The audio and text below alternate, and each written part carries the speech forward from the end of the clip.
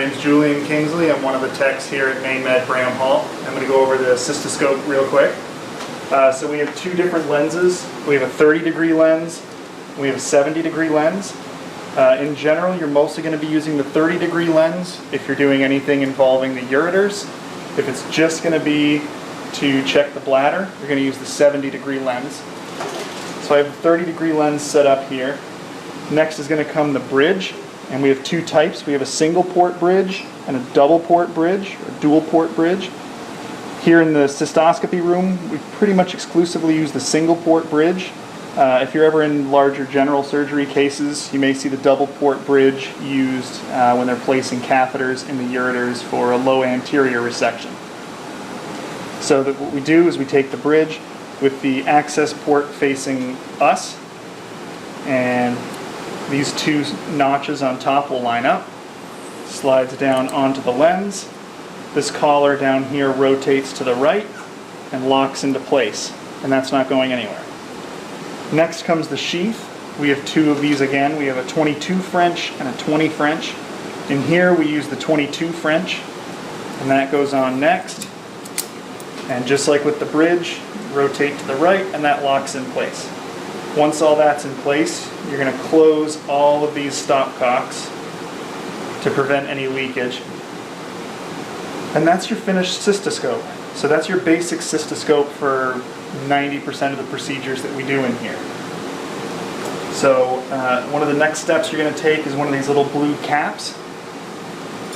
You're going to take a coker. This comes in the cysto tray. You're going to hold it with the single tooth.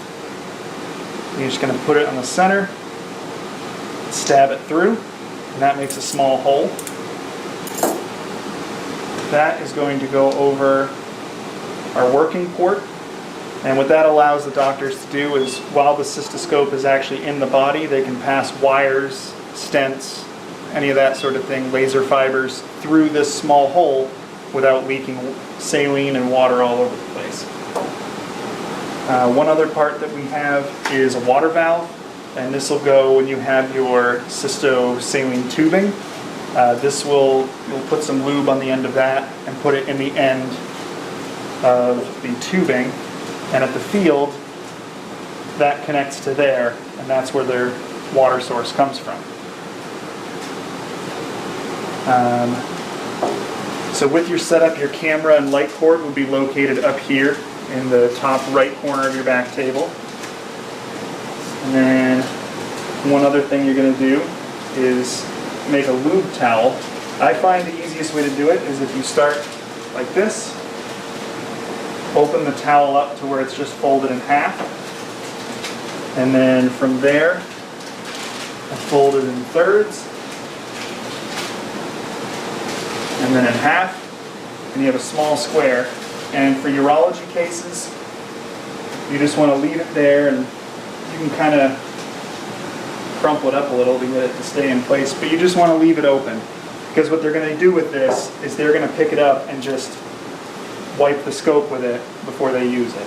So you want to make sure that you'll see a lot of techniques to make fancy bowls and a lot of other methods of making a lube towel. In here for urology, you just want it flat and open so they can use it as easily as possible. If you have any Conray, Omnipaque, any kind of radiolucent dye, we don't get pens in this tray, but we do get blank labels.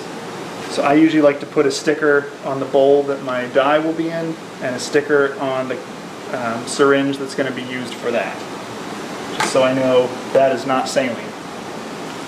Our pack does come with 10 Ratex. We don't actually count in this room because we're not making any incisions, we're not entering, creating any new openings into any cavities, so there's no need to count. Over here, I'll mention really quickly, for any case we're going to be doing any kind of work in the ureters, any kind of retrograde pyelograms, that sort of thing, we'll use an open-ended catheter. You'll hear it called stents in other specialties, but it is actually a catheter. It has markings to indicate on the screen. You can see how far up the ureter it's gone. And this cap on the end will actually slide all the way down and connect to your syringe. And they'll use this to inject that radiolucent dye up the catheter, up the ureter, and we'll be able to see it on the screen. The other thing we use in here a lot are hydrophilic wires. This is a zip wire. This is pretty standard, what most of our doctors use. The way this wire works is it has to be wet. So you have to completely flush the wire in order to make it work. The way you would do that is you would have a basin open. You'll place, when you open your wires, you'll place them in your basin with some water. You'll take a syringe that is not marked for your dye. You'll draw up water. You'll see a valve in the back of the, or a port in the back of the wire, which is coiled up, and you'll just connect it and flush water through until you don't see bubbles coming out anymore. And the way the hydrophilic wire works is that having the water within the sheath of the wire, it'll essentially self-lubricate, and now it's able to pass back and forth without any issues through the scope. So for setting up in our room, these are clean procedures. They're not actually sterile procedures. So we don't gown and glove typically to set up our back table.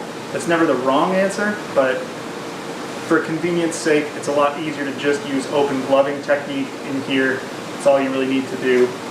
And as long as you maintain your distance from the table and are mindful of where your scrubs are hanging, you can set up everything just open glove.